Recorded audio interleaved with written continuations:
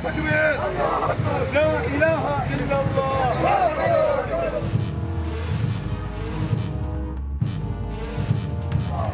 इलाहा इल्लल्लाह।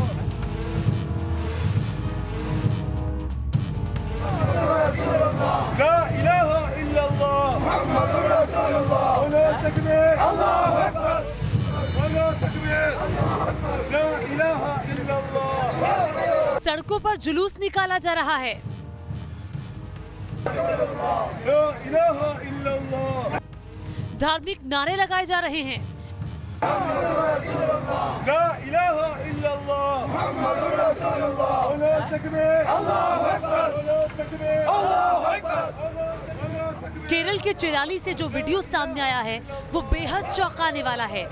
इस वीडियो ने पीएफआई के जिहादी एजेंडे को पूरी तरह से एक्सपोज कर दिया है।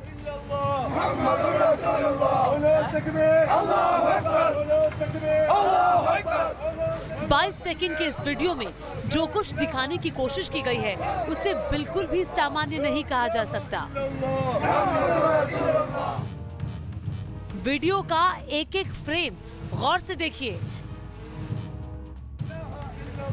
यहाँ सबसे आगे दो शख्स चल रहे हैं जिनकी वेशभूषा हुबहू संघ कार्यकर्ताओं जैसी है। मतलब साफ है, इन दो लोगों को हिंदुओं का प्रतीक बताने की कोशिश की गई है। इनको बेड़ियों से बांधा गया है और पीछे जल्लाद की तरह कुछ लोग हाथों में हथियार लेकर चल रहे हैं। ये वीडियो 17 फरवरी का है और उस दिन पॉपुलर फ्रंट डे के तौर पर मनाया गया। इस वीडियो के जरिए हिंदुओं को खुलेआम धमकी देने की हिमाकत की गई। सोशल मीडिया में वायरल हो रहे वीडियो को देखकर ऐसा लगता है कि केरला का पीएफआई उस खौफनाक विद्रोह को याद दिलाना चाहता है जो लोग मोपला विद्रोह के नाम से जानते हैं। 1921 में जिस तरह मालाबार मुस्लिम बहुल इलाके में हिंदुओं का नरसंहार हुआ था वो किसी से छिपा नहीं है। अब उस नरसंहार के 100 साल बाद इस वीडियो में इसी तरह का संदेश देने की कोशिश की गई है। सवाल यही है कि क्या केरल में हिंदुओं के नरसंहार पर जश्न मना रहा है पीएफआई? क्या 25,000 हिंदू महिलाओं के बलात्कार का डर दिखा रहा है पीएफआई? क्या 50,000 से ज्यादा धर्मांतरण का जश्न मनाकर डराने की कोशिश हो रही है? क्या पीएफआई मोपला विद्रोह की याद दिलाकर उसी तरह के नरसंहार की धमकी दे रहा है? क्या लाखों हिंदुओं के उजड़ने की उस कहानी का खौफ एक बार फिर दिखाया जा रहा है? क्योंकि इस वीडियो से तो संदेश यही है कि अगर आरएसएस के नेतृत्व में हिंदू एकजुट होता है तो उनका अंजाम उसी तरह हो सकता है। सवाल ये भी है कि 1921 में मोपला विद्रोह हुआ और 1925 में आरएसएस बना। मोपला की बरसी पर आरएसएस का सिंबॉलिक इस्तेमाल क्यों किया गया? आरएसएस के लोगों को इस तरह सिंबॉलिक बनाने के पीछे की मंशा क्या है? इस तरह सिंबल के जरिए धमकी देने वाले ये लोग कौन होते हैं? जुलूस में संघ वेशभूषा का ही इस्तेमाल क्यों? क्या आरएसएस केरल में बैन है? सवाल केरल पुलिस पर भी है। आखिर मोपला सेलिब्रेशन में ऐसे प्रतीक पर पुलिस चुप क्यों रही? कैसे इस जुलूस को निकालने की इजाजत दी गई? क्योंकि बड़ा सवाल ये भी है कि क्या कल इस्लामिक कट्टरता के नाम पर मुस्लिम सिंबॉलिक को ऐसे तमाशा बनाया जाएगा तो केरल सरकार उसकी परमिशन देगी?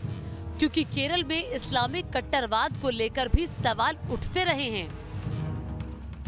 बजरंग दल का एक शिविर था, उस शिविर में हमने जिहादी आतंकवाद को दिखाया था और उसमें किसी तरह से एक बंदे के सिर पर टोपी थी और जबकि सामान्य तौर पर जो आतंकवादी हैं उनके सबके जो वो गोल टोपी लगाए होते हैं। तो मैं कहता हूं कि आप देखिए कि उस पर तो बवेला मचा दिया इन्होंने। और ये इस तरह से जो जिस संघ का जन्म नहीं हुआ था और उससे कनेक्ट करके उस समय के आंदोलन की बात कर रहे हैं ये, और जिसको ये आंदोलन कर रहे हैं, मैं आपसे भी कहूंगा कि आप जो है ना इसका ये टैगलाइन मोपला विद्रोह न कह करके इसको मोपला आतंक, मोपला जिहाद बोलिए इसको। ये वास्तव में ये हिंदुओं के खिलाफ जिहाद था, हिंदुओं के खिलाफ आतंकवाद था, हिंदुओं के विरुद्ध नरसंहार था, जिसमें हजारों की संख्या में माता बहन बेटियों और बुजुर्गों की और बाकी हिंदुओं की हत्याएं हुई थी। ये मोपला जो है जिहाद जो है, मोपला जिहाद की ये जो बरसी मनाने वाले लोग हैं वो उन्होंने अपनी मानसिकता की कली खोल दी है। इस वीडियो से साफ है कि पीएफआई किस तरह केरल में नफरत का जहर घोल रही है, किस तरह हिंदुओं के नरसंहार को जायज ठहराया जा रहा है। केरल के उस काले इतिहास पर पीएफआई का ये जश्न बताने के लिए काफी है कि केरल में उसका इरादा क्या है। पीएफआई की नफरत भरे इस वीडियो के अलावा केरल में अलगाववाद की आवाज भी उठनी शुरू हो गई है। कट्टर इस्लामिक संगठन के ताल्लुक रखने वाले छात्र संगठन SKSSF यानी समस्ता केरल सुन्नी स्टूडेंट फेडरेशन ने केरल से अलग मालाबार स्टेट की मांग की है, जिस पर विवाद छिड़ गया है। मुस्लिम बाहुल्य इलाकों को केरल से अलग करने के लिए बाकायदा तेलंगाना जैसे आंदोलन की बात कही गई है। ये SKSSF के नेता सादिक फैसी का फेसबुक पेज है, जिस पर बाकायदा नए मालाबार स्टेट की बात करते हुए कोझिकोड को राजधानी बनाने की बात कही गई है। यानी केरल में अलगाववाद को खुलेआम हवा दी जा रही है और पीएफआई जैसे संगठन भी इसमें पीछे नहीं है, जो मोपला के नाम पर हिंदुओं को डराने की कोशिश कर रहे हैं, जो इस वीडियो में साफ साफ नजर भी आ रहा है। ला इलाहा इल्लल्लाह मुहम्मदुर रसूलुल्लाह अल्लाहु तकबीर अल्लाहु अकबर अल्लाहु तकबीर अल्लाहु अकबर अल्लाहु तकबीर अल्लाहु अकबर अल्लाहु अकबर। और देखिए, मोपला विद्रोह क्या था ये हम आपको बताएंगे, लेकिन उससे पहले आपको तस्वीरें दिखाते हैं जिसकी आड़ में पीएफआई मजहबी खेल खेल रहा है। और लगातार ये जो तस्वीरें हैं ये कई सवाल खड़े करती हैं। तो ये तस्वीरें हम आगे आपको दिखाएंगे, तस्वीरें हम दिखाएंगे कि जिसकी आड़ में पीएफआई मजहबी खेल खेल रहा है। और लगातार ये जो तस्वीरें हैं ये सवाल खड़े करती हैं और ये यादें ताज़ा कर दी हैं, मोपला विद्रोह की कड़वी यादें जो केरल के मालाबार इलाके में हुआ था। मोपला विद्रोह जो था वो खिलाफत आंदोलन के साथ भड़का था। आपको बता दें कि पहले विश्व युद्ध में तुर्की की हार हुई थी और उसके बाद अंग्रेजों ने यहाँ के खलीफा को गद्दी से हटा दिया था। अंग्रेजों की इस कार्रवाई से दुनिया भर के मुसलमान नाराज हो गए थे और फिर उसके बाद तुर्की के सुल्तान की गद्दी वापस दिलाने के लिए ही खिलाफत आंदोलन की शुरुआत हुई और भारत के स्वतंत्रता आंदोलन में शामिल मुस्लिम नेताओं अबुल कलाम आजाद, जफर अली खान, मोहम्मद अली जैसे जो नेता थे वो सामने आए और इस मोपला विद्रोह में जो भी हुआ उसने देश को शर्मसार करने वाला काम किया। और ये तस्वीरें जो ताज़ा सामने आई हैं ये डराने वाली हैं। दरअसल इन तस्वीरों के जरिए क्या दिखाने की कोशिश की जा रही है?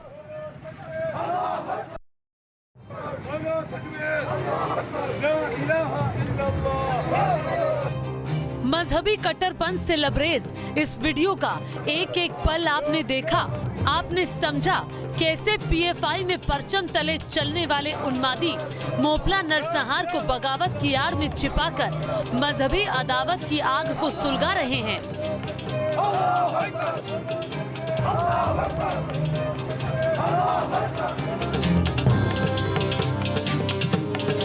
ये सब आज नहीं बल्कि सालों से हो रहा है।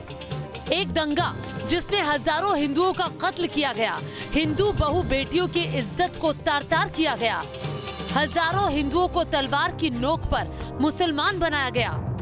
मोपला का सच जानने के लिए कुछ सवालों के जवाब तलाशना बेहद जरूरी है। आखिर क्या था ये कथित मोपला विद्रोह? क्यों हिंदुओं के नरसंहार को बगावत की शक्ल दी गई? क्या थी मोपला के गुनहगारों को हीरो दिखाने की साजिश? इन सवालों का जवाब जानने के लिए इतिहास के पन्ने पलटने होंगे। वो साल था 1921। अंग्रेजों की गुलामी से आजादी हासिल करने के लिए पूरा देश सुलग रहा था। महात्मा गांधी की अगुवाई में सत्याग्रह का आगाज हो चुका था। आजादी का हर मतवाला मां भारती को गुलामी की जंजीरों से मुक्त कराने के लिए बलिवेदी पर चढ़ने को तैयार था। इसी बीच एक हलचल केरल के इलाके में हो रही थी।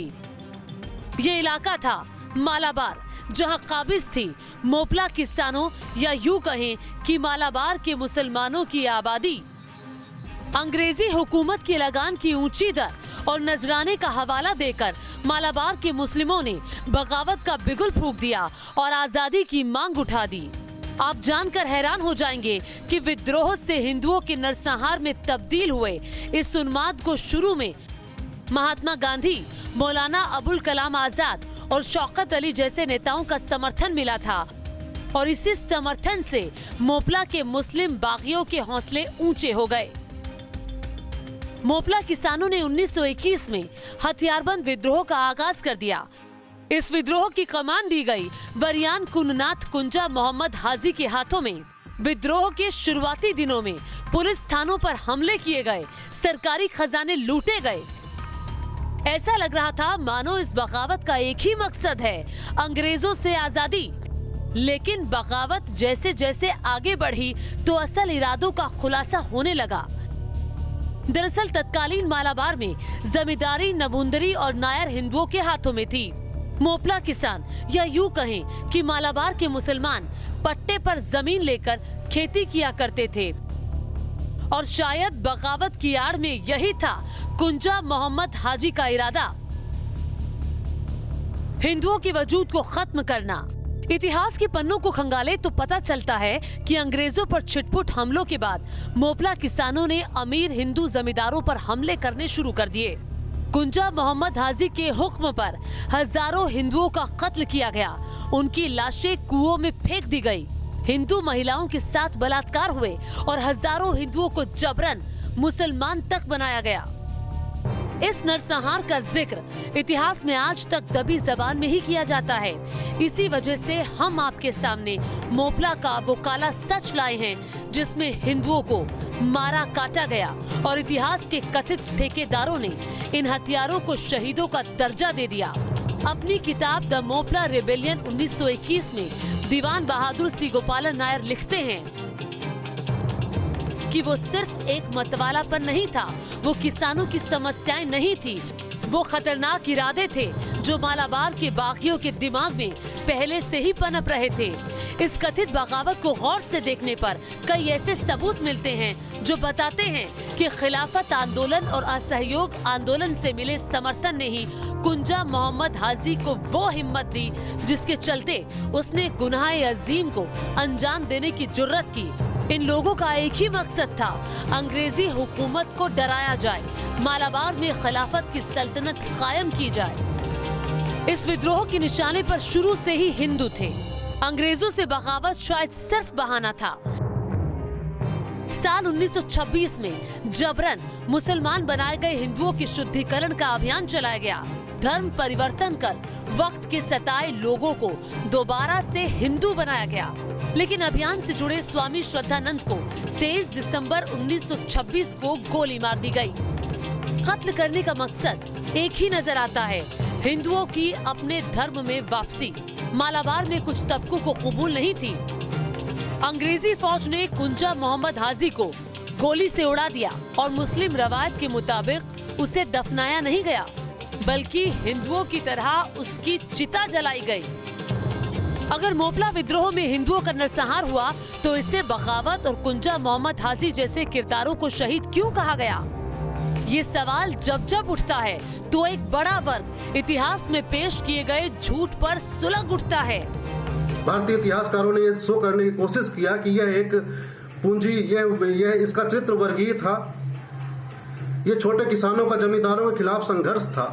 प्रश्न ये उठता है कि अगर यह एक वर्गीय चरित्र और औपनिवेशिक सत्ता के खिलाफ आंदोलन था तो इसमें मंदिर और हिंदुओं का कन्वर्जन कहां से आ गया?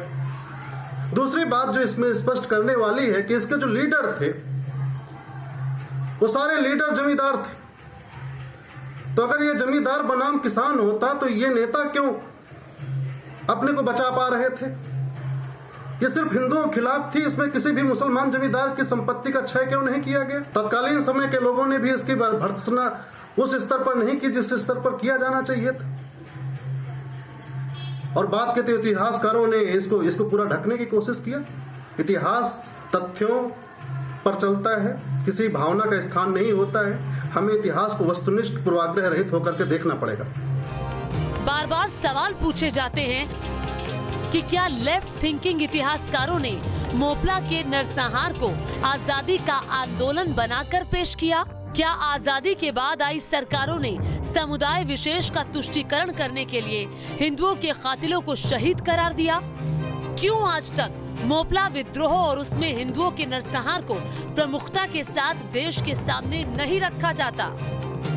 सवालों को कुछ दावे और रिसर्च भी मजबूती देते हैं। Indian council of historic research भी सिफारिश कर चुकी है कि मोपला विद्रोह में शामिल लोगों को शहीदों का दर्जा नहीं दिया जाए। कुंजा मोहम्मद हाजी समेत नरसंहार में शामिल 387 लोगों के नाम शहीदों की सूची से हटाने की भी सिफारिश की गई थी। Indian council of historic research कोई एरी गैरी संस्था नहीं, ये शिक्षा मंत्रालय का वो विभाग है जिसकी जिम्मेदारी इतिहास के तथ्यों को सही तरीके से पेश करने की है। मोपला विद्रोह और उसमें हिंदुओं के नरसंहार को 100 साल बीत चुके हैं और इसे बदकिस्मती ही कहिए कि हिंदुओं के नरसंहार को मुल्क में आजादी के जश्न की तरह मनाया जाता है। इस जश्न की आड़ में पीएफआई जैसे सपोले नफरत का जहर उगलते हैं। ये सब होता है केरल सरकार और सिस्टम की आंखों के ठीक सामने, लेकिन हिंदुओं के साथ हुए जुल्म के दर्द पर इंसाफ का मरहम लगाने को कोई राजी नहीं। पीएफआई के सदस्य कैसे अपनी जबान से जहर उगलते हैं, उसे हैदराबाद से आए इस वीडियो में सुनिए, जिसमें पीएफआई का जनरल सेक्रेटरी अनीस अहमद उग्र होकर संघ के खिलाफ जहर उगल रहा है। अगर आप आरएसएस की चापलूसी करोगे तो आपको गवर्नर का सीट मिलेगा। अगर आप बीजेपी के खिलाफ बात करोगे तो आपको यूएपीए मिलेगा, आपको ईडी मिलेगा, आपको एनआईए मिलेगा। आरएसएस इंडियन फैब्रिक को तबाह करने की कोशिश कर रहा है। इंडियन मुस्लिम्स को लीड लेना पड़ेगा। मैं यहाँ बैठे हुए हर एक आदमी से कहता हूँ, अगर कोई सोच रहा है कि पॉपुलर फ्रंट को टारगेट बंद हो जाएगा, गलतफहमी है। एवरी डे, हर दिन पॉपुलर फ्रंट पर एक नया इल्जाम लगाया जाएगा, पॉपुलर फ्रंट को नया टारगेट किया जाएगा। पॉपुलर फ्रंट के मेंबर से भी मैं यहां पर कहना चाहता हूं, रेडी हो जाओ। यूएपीए आने वाला है, ईडी केसेस आप पर पड़ने वाले हैं, एनआईए आपके पीछे आने वाला है। इस जहरीले भाषण के अगले हिस्से में अनीस को देखिए कैसे पीएफआई के गिरफ्तार किए गए काडर को हीरो बता रहा है और कानून तोड़ने वालों के इस्तेकबाल का दम भर रहा है। इसी तरह एक के बाद एक लगातार इस तरह के वीडियोस सामने आ रहे हैं जिसमें पीएफआई के लोग नफरत से भरी जहरीली जबान बोल रहे हैं। महाराष्ट्र और मालेगांव से आए इन वीडियोस को भी सुनिए। जुल्म-सितम, नाइंसाफी और मज़लूमियत की जुल्म की इंतहा कर दी गई है।